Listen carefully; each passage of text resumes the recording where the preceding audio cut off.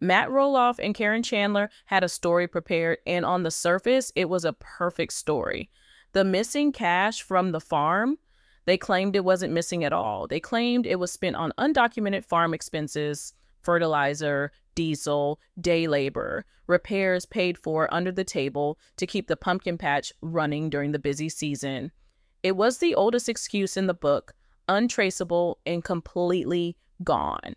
They thought they had committed the perfect financial crime because cash doesn't leave a paper trail, or at least that is what they banked on.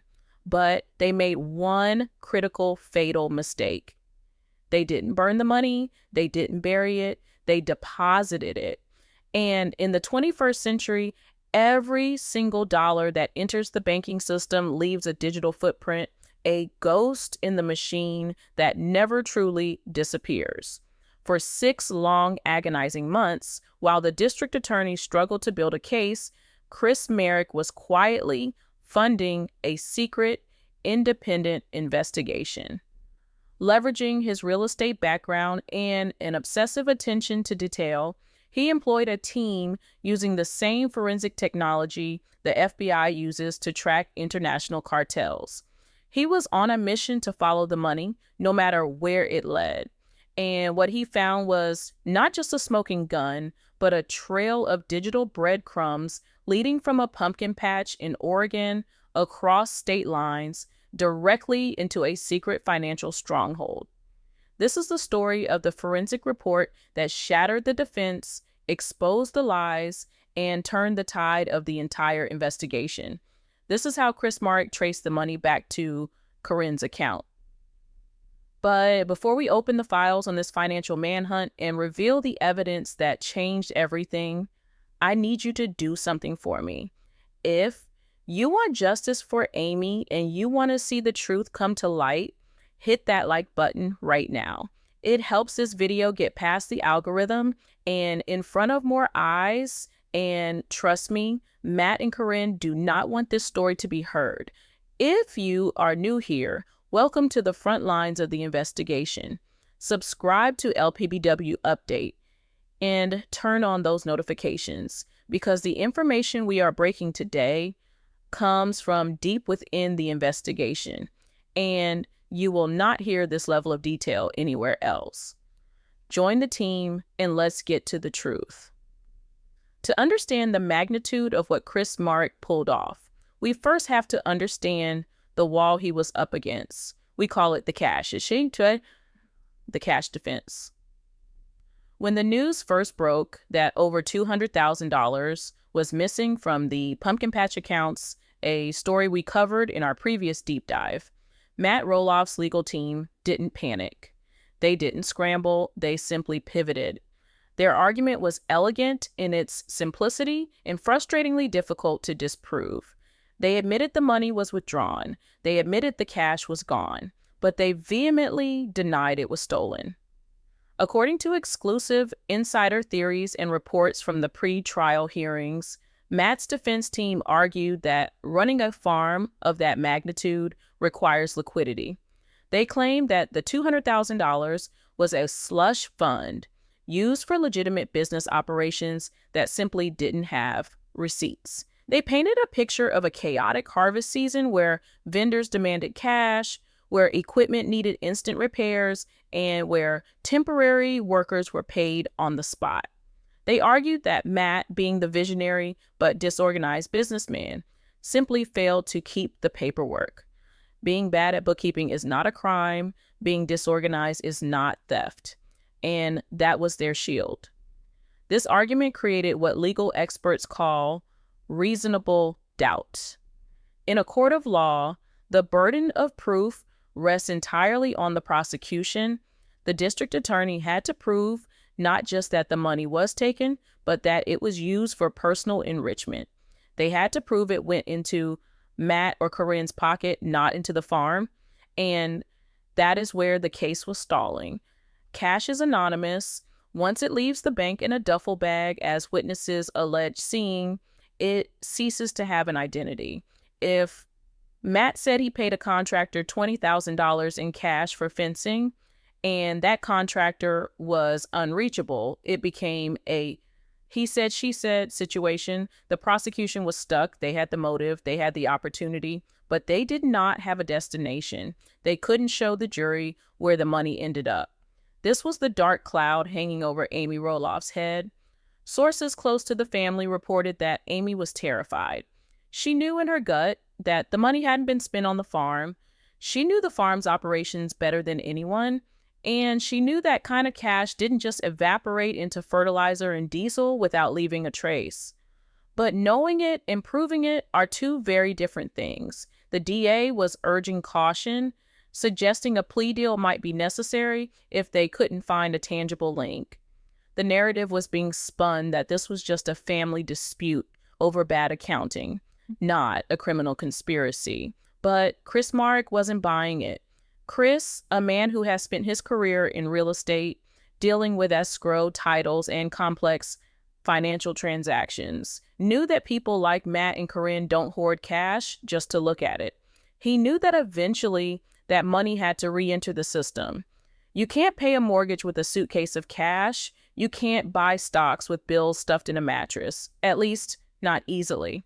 Chris's frustration, according to those close to him, was palpable. He watched the lawyers dance around the truth, hiding behind the anonymity of physical currency.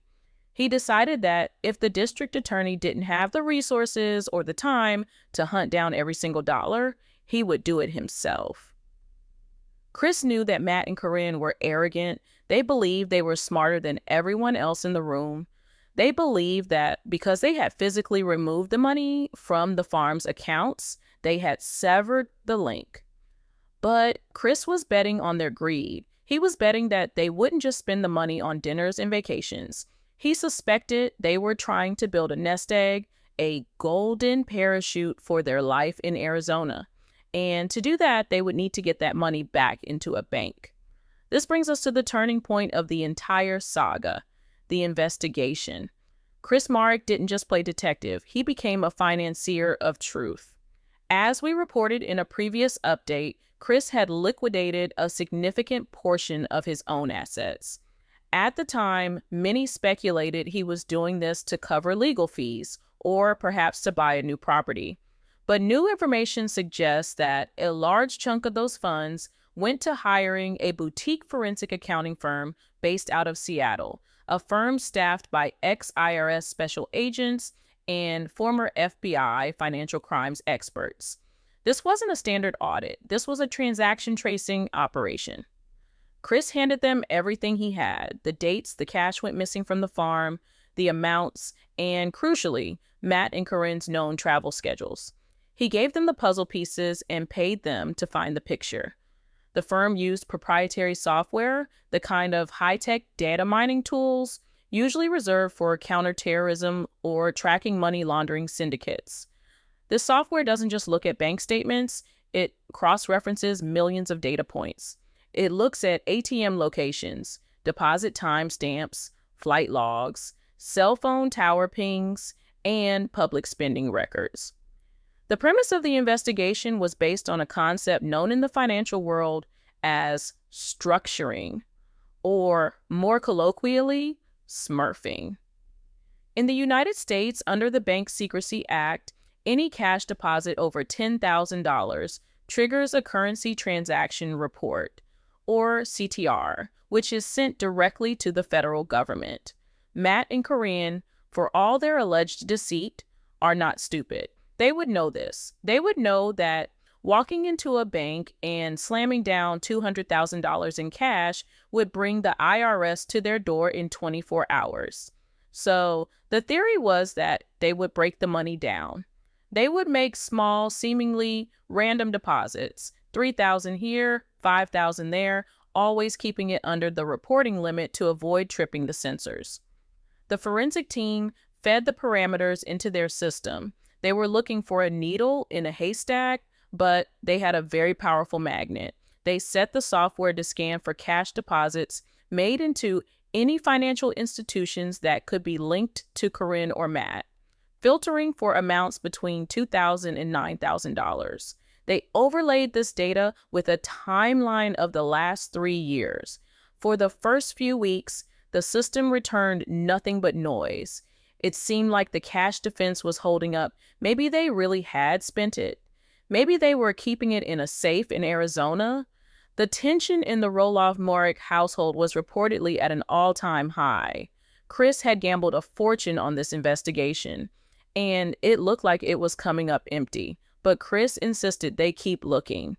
He told the team to widen the net. He told them to stop looking for accounts under Caryn Chandler or Matt Roloff and start looking for the locations. He told them, don't look for the name, look for the body. He wanted them to focus on geography. That decision changed everything. The software was recalibrated to focus on 3 specific geographic zones: Portland, Oregon, Reno, Nevada, and Scottsdale, Arizona. These were the 3 points of the triangle. Portland was home base, Scottsdale was the vacation home, and the future retirement plan. But Reno was the outlier. Matt and Caryn had been spotted in Nevada multiple times, allegedly for conferences or quick getaways. When the software finished processing the geographic data, a pattern finally emerged. It was faint, but it was there. The forensic team noticed a bizarre rhythm to the financial activity in these 3 cities. On the first Monday of almost every month, like clockwork, there was a flurry of activity. It started in Portland, a deposit of $4,000 at a drive-through ATM in Hillsborough. 2 hours later, another deposit of $3,000 at a different bank branch in Beaverton. Then, silence for 2 days. Then, the pattern would jump. The data showed that 48 hours after the Portland deposits, similar deposits would appear in Reno or Scottsdale. A casino ATM in Reno would accept $2,000. A bank in a Scottsdale strip mall would take $5,000. The amounts were always different, never a round number like 10,000. They were always odd, specific amounts: 4,200, 3,800, 6,100. To the naked eye or to a standard bank auditor looking at a single account, these would look like normal transactions. Maybe a small business owner depositing the week's earnings. Maybe a gambler cashing out. But when the forensic team overlaid these deposits on a single map and synchronized the timeline, the randomness evaporated. This was a coordinated effort. The total amount of these small deposits, month after month, year after year, began to climb. 10,000, 50,000, 100,000. The forensic experts realized they were watching a masterclass in money laundering. The perpetrators were physically moving the cash, carrying it across state lines, likely in their luggage or carry-on bags, and depositing it into the banking system in small chunks to avoid detection. They were feeding the beast bit by bit. But there was still one massive problem.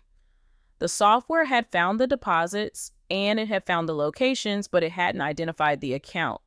The ATM data showed that cash was going in, but because of banking privacy laws, the team couldn't immediately see who owned the account receiving the money. They could see the bank logo, E-Trade, a popular brokerage platform, but the account holder's name was encrypted in the preliminary data. Chris Marek, however, is not a man who gives up when he hits a firewall. He knew they were close. He knew they had identified the mechanism of the theft. The pattern of travel matched Matt and Caryn's schedule perfectly. Every time the Little People Big World filming schedule showed them traveling to Arizona, the Scottsdale deposits would light up. Every time they took a weekend off, the Reno or Portland deposits would spike. The correlation was undeniable. It was statistically impossible for this to be a coincidence. The team needed to breach that final layer of anonymity. They needed to connect those ATM deposits to a specific human being. And this is where Chris's intuition about Caryn Chandler came into play. He suspected that Matt, for all his controlling nature, wouldn't put the money in his own name. Matt is a public figure. His assets are scrutinized. He has been through a divorce. His finances have been combed through by lawyers before. Matt would be too paranoid to have a secret account in his name. But Caryn was the trusted manager. Caryn was the loyal partner. And crucially, Caryn had a life before Matt. Chris directed the forensic team to run a skip trace and a historical name search on Caryn. He wanted to know every alias, every former address, and every name she had ever used. He wasn't looking for Caryn Chandler. He was looking for who she used to be. The search returned a few variations, but one name stood out: her maiden name, a name she hadn't legally used in decades for business purposes, but a name that was still technically, legally hers to claim.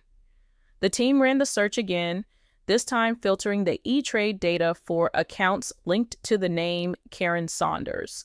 And that is when the screen lit up red. The system found a match. All of those deposits, the $4,000 in Portland, the $5,000 in Scottsdale, the random drops in Reno, weren't going into different accounts. They were all funneling into a single high-yield brokerage account registered to a C. Saunders with a P.O. box in Arizona. The wall had been breached. The cash defense was beginning to crumble. They had found the pipeline, they had found the method, and now they had the name. But what they found inside that account, the total sum, and more shockingly, what the money was being used to purchase, would be the final nail in the coffin. It wasn't just a savings account, it was an active investment portfolio. And when Chris Marek saw what stocks Caryn was buying with the stolen farm money, he reportedly let out a laugh of pure disbelief. It was the ultimate irony. We are going to take a brief pause here because what follows is the breakdown of the specific stocks, the total dollar amount that matched the missing farm funds almost to the penny, and the dramatic moment Chris Marek walked this evidence into the district attorney's office.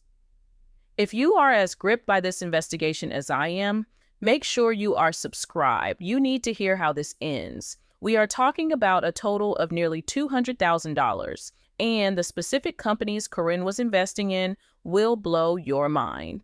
It speaks to a level of calculation and cold-blooded business strategy that even Matt Roloff might not have been fully aware of.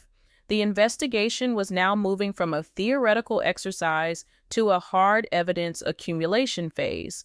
Chris had the what, the missing cash. He had the how, the structured ATM deposits across 3 states. And he had the who, C. Saunders. But to make this stand up in court, to make it absolutely airtight so that no high-priced defense lawyer could talk their way out of it, they needed to show the full picture. They needed to show that the money in the C. Saunders account was mathematically identical to the money missing from the pumpkin patch. This is where the forensic accounting team earned every cent of their fee. They began to build a side-by-side timeline. On the left side of the chart, they listed the days when cash receipts were generated at the farm, the busy October weekends, the private tours, the merchandise sales. On the right side of the chart, they listed the deposits into the C. Saunders account. The correlation was terrifyingly accurate. For example, on the weekend of October 14th, the farm had a record-breaking attendance. Cash intake was estimated at roughly $25,000. 3 days later, on October 17th, the C. Saunders account received 4 separate deposits totaling $24,500 across ATMs in Oregon and Nevada. The delay of 3 days accounted for the travel time. The missing $500 likely spent on gas, food, or pocket money.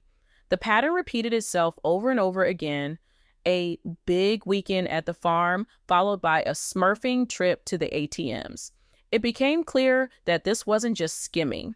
This was a systematic siphoning of the farm's gross revenue. They were taking the cream off the top before it ever hit the official books. And because they were using the C. Saunders name, they thought they were invisible. They thought that because the account wasn't linked to Matt's social security number, the divorce lawyers and the farm's regular accountants would never see it.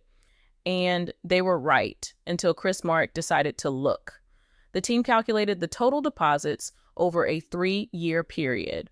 The final number was $198,750. When Chris compared this to his initial estimate of the missing funds, which he had calculated at roughly $200,000, the margin of error was less than 1%. It was a perfect match. The undocumented farm expenses defense was dead in the water. You don't spend $200,000 on fertilizer and then accidentally deposit the exact same amount into a secret stock trading account under a maiden name. That isn't a coincidence, that is embezzlement. But the most shocking detail was yet to come. The forensic report included a breakdown of the assets held within the C. Saunders account. You might expect them to buy safe, boring index funds, or maybe high-risk crypto to try and double the money quickly. But Caryn, or whoever was directing the trades, was buying specific stocks. They were purchasing shares in major agricultural supply companies, companies that the farm actually did business with. But the real kicker, the detail that made Chris shake his head in disbelief, was the second largest holding in the portfolio. The second largest holding in Caryn Chandler's secret C. Saunders portfolio was Discovery Inc. That is the parent company of TLC, the network that produces Little People, Big World. Let that sink in for a moment. The audacity is almost impressive if it wasn't so incriminating. According to the forensic analysis, Caryn and Matt were taking cash from the farm, money that should have been used to pay the crew, the staff, or even go back to Amy as a shareholder, and they were using it to buy stock in the very media conglomerate that employs them. They were effectively double dipping. They were getting paid their salary by the network and then investing the stolen farm profits back into the network's success.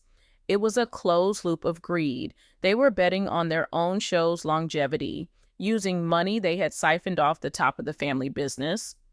But the irony didn't stop with the media stocks. The other major sector in the portfolio was agricultural supply, specifically companies that manufacture commercial fertilizer and large-scale farming equipment. Remember the cash defense? Remember how Matt's lawyers argued that the missing $200,000 was spent on undocumented fertilizer and diesel expenses? Well, in a twisted way, they were telling a half-truth. The money did go into fertilizer, just not into the physical bags of nitrogen used on the pumpkin patch. It went into the stock of the fertilizer companies. They took the money earmarked for farm maintenance and turned it into an investment portfolio for their retirement. They weren't spending the cash, they were growing it. And they were doing it under a maiden name that had been dormant for decades. This was the smoking gun. It proved intent. You don't accidentally deposit $200,000 into a secret brokerage account. You don't accidentally structure the deposits to avoid federal reporting limits. And you certainly don't accidentally invest that money in a diversified portfolio while telling your ex-wife that the farm is barely breaking even on cash flow. This was a calculated, long-term financial strategy designed to extract wealth from the farm and hide it in plain sight. With the destination of the money finally confirmed, Chris Marek knew he had enough. But he also knew that a private investigation, no matter how thorough, is not a legal conviction. He needed to package this information in a way that the district attorney could not ignore. He needed to turn this raw data into an unshakable narrative. He instructed the forensic team to compile everything into a final report. This wasn't just a spreadsheet. This was a 300-page dossier of financial ruin. The team worked around the clock for a week to finalize the document. They created color-coded charts that visually represented the flow of money. One chart, titled The Siphon, showed the pumpkin patch's daily cash intake in blue bars and the C. Saunders ATM deposits in red bars.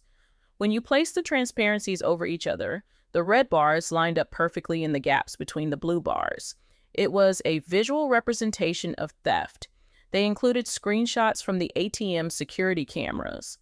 While the bank privacy laws prevented them from getting the live video feed without a warrant, the forensic team had managed to correlate the timestamps of the deposits with publicly available traffic camera data and geolocation tags from social media. On one page of the report, there was a photo posted by Caryn on Instagram, a selfie of her and Matt in Scottsdale, smiling, holding cocktails. The caption read, "Just arrived in sunny AZ." The timestamp was 4:00 p.m. on a Friday. On the very next page of the report was the transaction log for the C. Saunders account, showing a $5,000 cash deposit at a Scottsdale ATM at 5:30 p.m. on that same Friday. The proximity was undeniable. They were depositing the cash before they even unpacked their bags. Chris Marek had the report bound. He didn't digitize it. He wanted it physical. He wanted the weight of the evidence to be felt. He placed the 300-page binder with its stark black cover and the title, Forensic Analysis of Cash Outflows, Roloff Farms, 2023, into his briefcase. He didn't call the press. He didn't leak a single page to the tabloids. He knew that if this got out before the authorities had it, Matt and Caryn would have time to spin the story, or worse, liquidate the account and hide the money offshore. Chris played this close to the vest. He drove directly to the district attorney's office in downtown Portland. He didn't have an appointment, but he had something better. He had the solution to the DA's biggest headache. When he walked in, the receptionist reportedly recognized him. Chris is, after all, a recognizable face from the show, but he wasn't there to sign autographs. He asked to speak with the lead prosecutor handling the Roloff case. According to sources within the courthouse, the meeting lasted over 2 hours. When Chris first laid the binder on the desk, the DA was skeptical.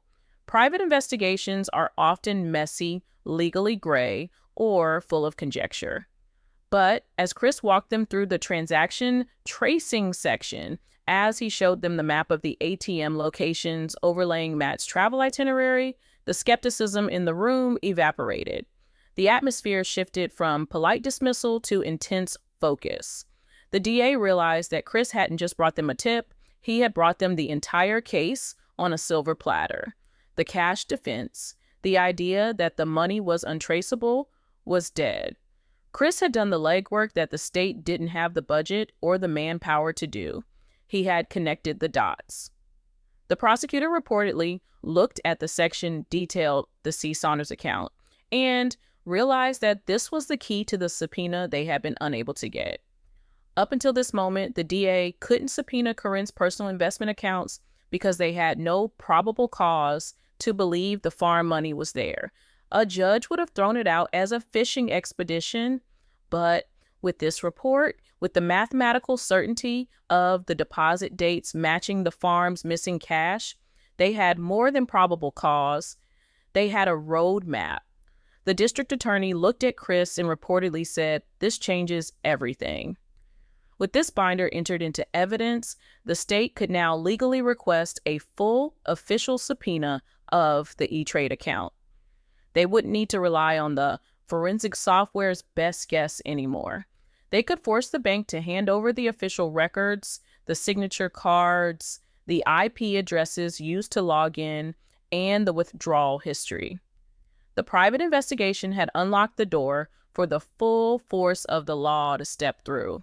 Chris left the courthouse that day without fanfare. He got back in his truck and drove home to Amy. He didn't tell her the specifics. He couldn't risk her accidentally slipping up on camera or in an interview, but he told her simply, "It's done. They know." The fallout within the district attorney's office was immediate. Within 48 hours of Chris delivering the binder, a judge signed the subpoena for the C. Saunders brokerage account records. The request was sent to the bank's compliance department, and because it was a criminal subpoena involving potential grand larceny, the bank was legally obligated to freeze the account immediately to prevent any assets from being moved. Imagine the scene in Arizona. We can only speculate based on how these things usually play out. But imagine Caryn trying to log into her E-Trade app to check on her Discovery Inc. stocks, only to see a notification, account locked, contact administrator. Imagine the panic setting in. Imagine the phone call to Matt. The money is frozen. We can't get it out. This was the moment the trap snapped shut. They had been operating with impunity for 3 years, thinking the digital ocean was too big for anyone to find their specific drop of water. They didn't count on Chris Marek building a better boat. The subpoenaed documents arrived at the DA's office a week later. They confirmed everything Chris's team had found and more. The bank records showed that the account was indeed opened by Caryn Chandler using her maiden name and an old ID she had kept. The records showed the cash deposits matching the ATM locations perfectly. But the official bank records also revealed something the forensic software missed: the withdrawal transfers. The bank statements showed that while they were stockpiling cash in this account, they were also occasionally drawing from it to pay for very specific, very personal luxuries. There were transfers from the Saunders account to pay for a down payment on a luxury vehicle.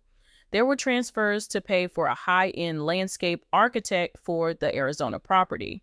This destroyed the slush fund argument completely. You cannot argue that money is for farm expenses when the bank records show it paying for a pool contractor in Scottsdale.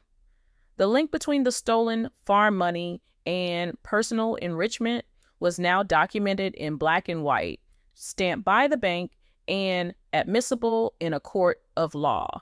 Matt's defense team was blindsided. When the prosecution shared the new evidence during the discovery phase, a mandatory legal process where the state must show the defense what evidence they have, Matt's lawyers reportedly went pale.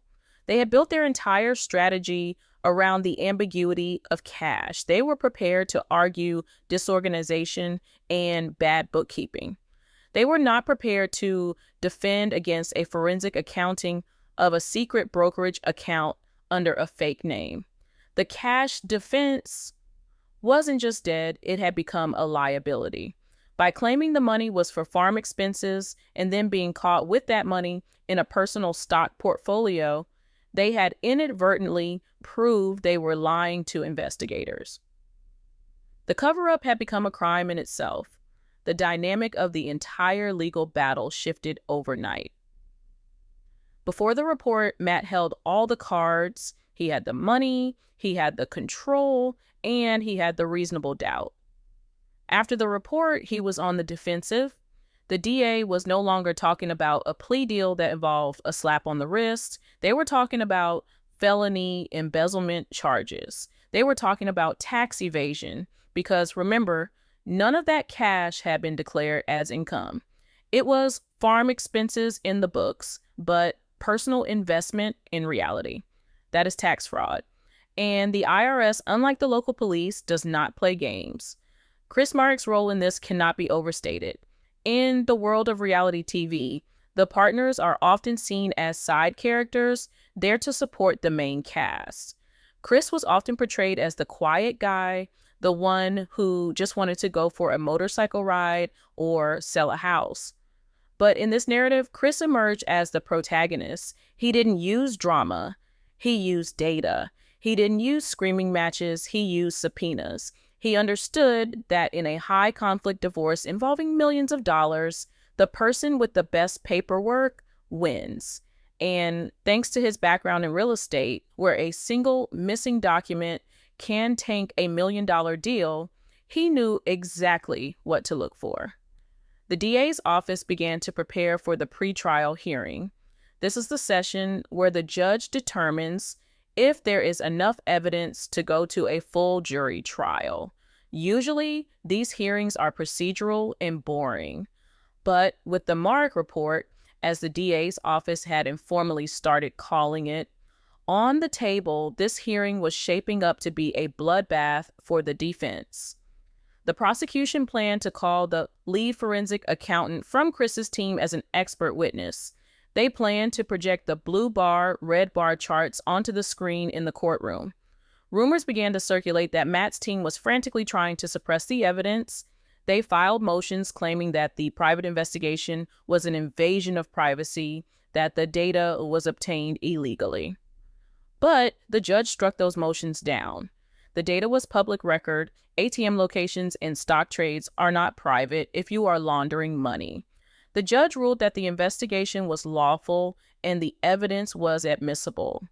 The walls were closing in. For Amy, this was vindication. For years, she had felt like she was being gaslit. She was told she was crazy for thinking money was missing. She was told she didn't understand business. She was told to just sign the checks and be quiet. The discovery of the C. Saunders account proved that her intuition was right all along. It wasn't just incompetence, it was a conspiracy. And the fact that her husband, Chris, was the one to unveil it strengthened their bond in a way that no vacation or anniversary dinner ever could. He had protected her legacy. As we move toward the final chapter of this saga, we have to look at the immediate consequences of this report. The DA now had the leverage to force a settlement or go for the throat in a trial. But Chris wasn't done yet. The report had one final section, a section that detailed not just where the money went, but how much more might be out there. The forensic team had flagged anomalies in other years, suggesting that the $200,000 they found was just the tip of the iceberg. They estimated that this scheme might have been running for 5 years, potentially totaling over $500,000 in diverted funds. The scope of the betrayal was growing by the day.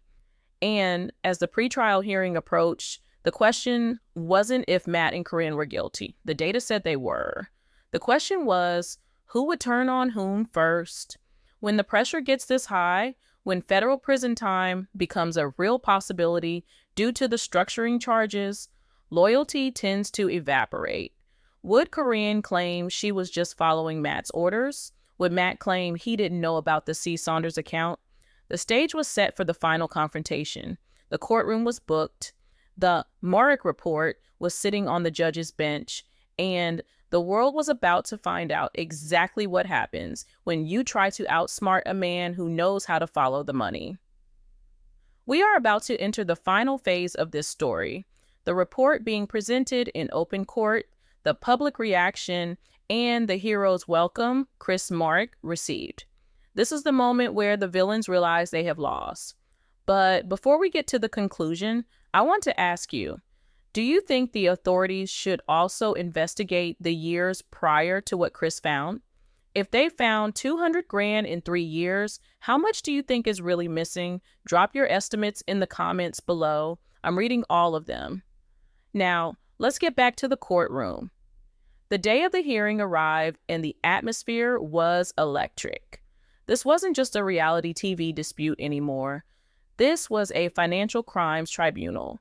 And sitting in the front row, notebook in hand, was the man who made it all happen, Chris Marek.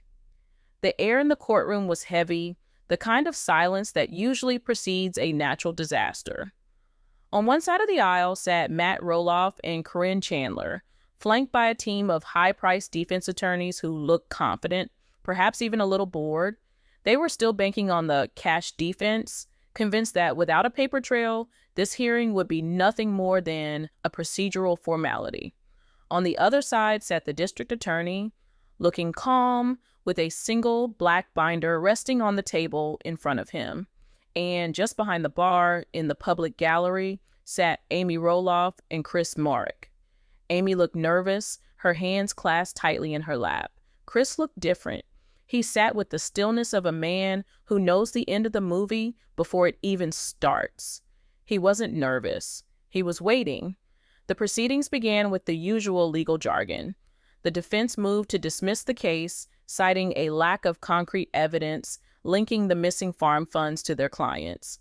They repeated their mantra, disorganized bookkeeping is not a crime.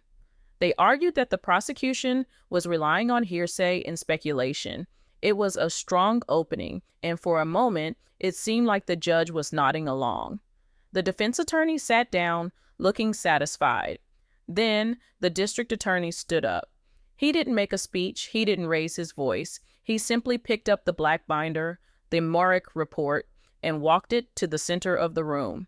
He addressed the judge and said, "Your Honor, the people would like to introduce Exhibit A forensic analysis of financial structuring and corresponding investment activities." As the DA began to read from the report, the mood in the room shifted instantly. He didn't talk about missing cash. He talked about geolocated assets. He signaled to the court clerk to dim the lights and projected a slide onto the screen.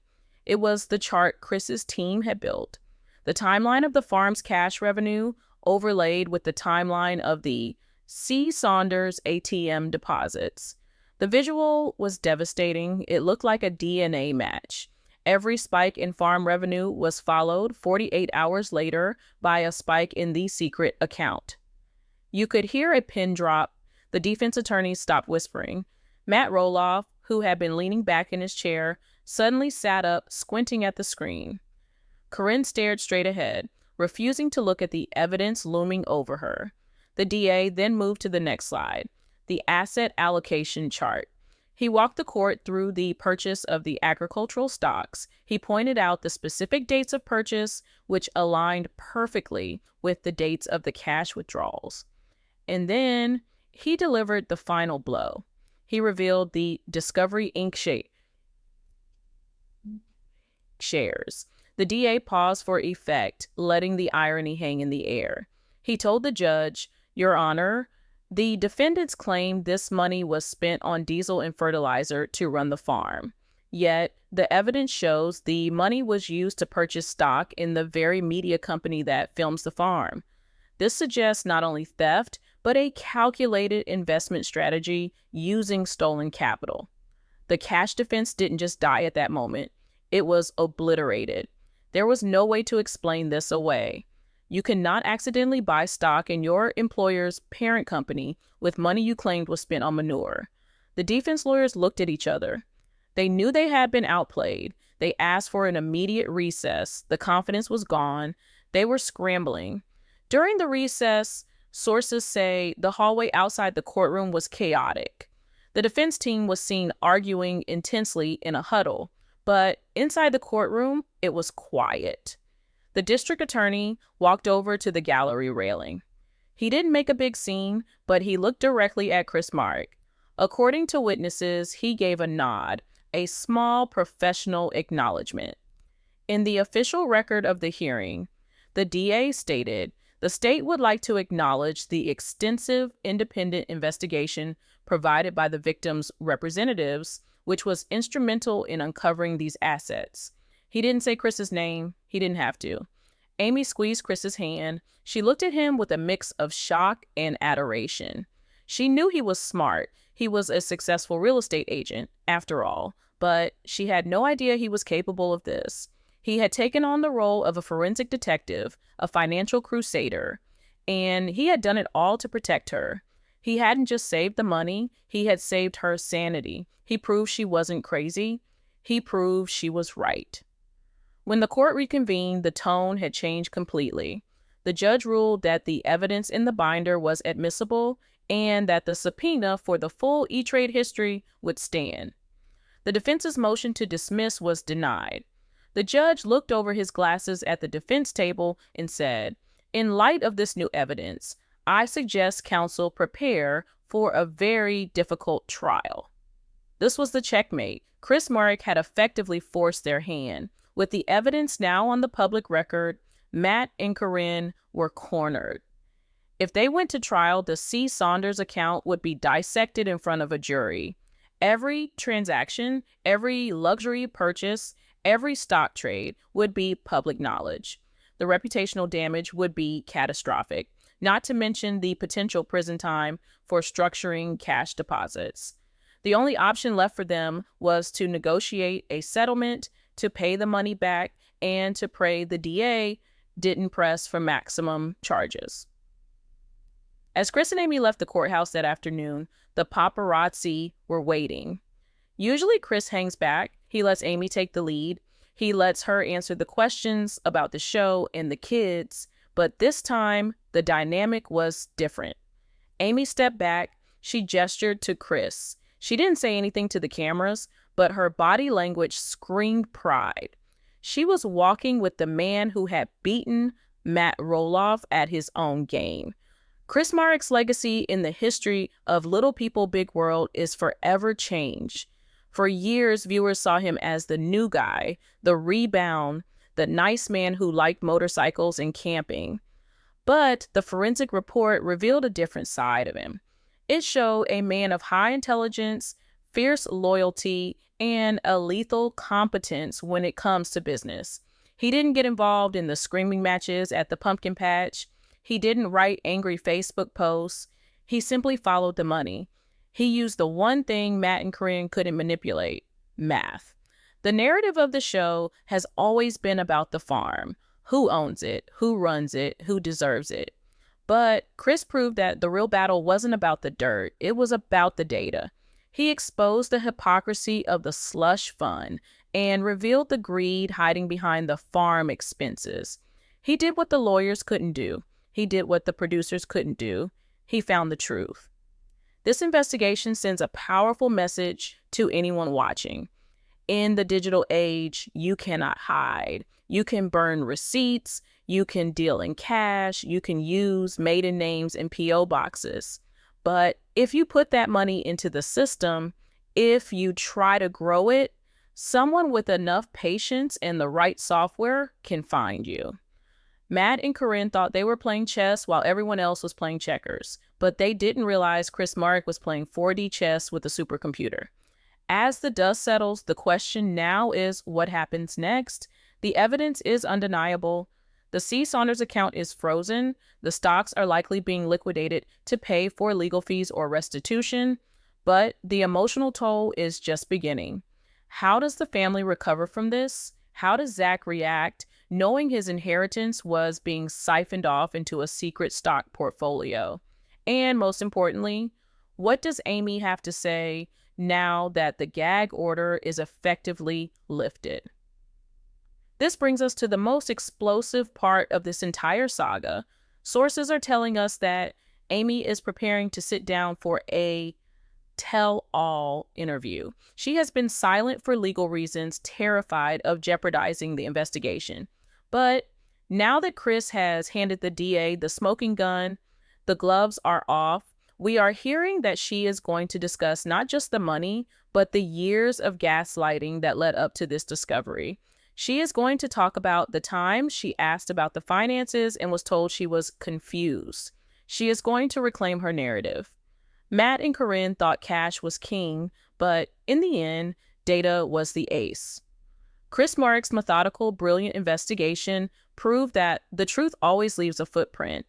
He is the unsung hero of Roloff Farms, the quiet guardian who watched, waited, and struck when the time was right. So I have to ask you, are you as impressed with Chris as I am? Do you think he should start his own private investigation firm, or should he stick to real estate?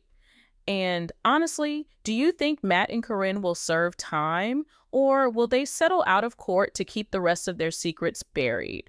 Let me know your verdict in the comments below. And listen, you do not want to miss our next update.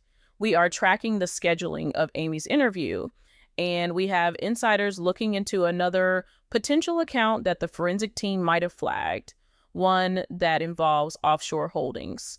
The story isn't over yet. Make sure you hit that subscribe button, turn on the bell, and give Chris a trophy in the comments section. He earned it. Thanks for watching, and as always, keep following the money.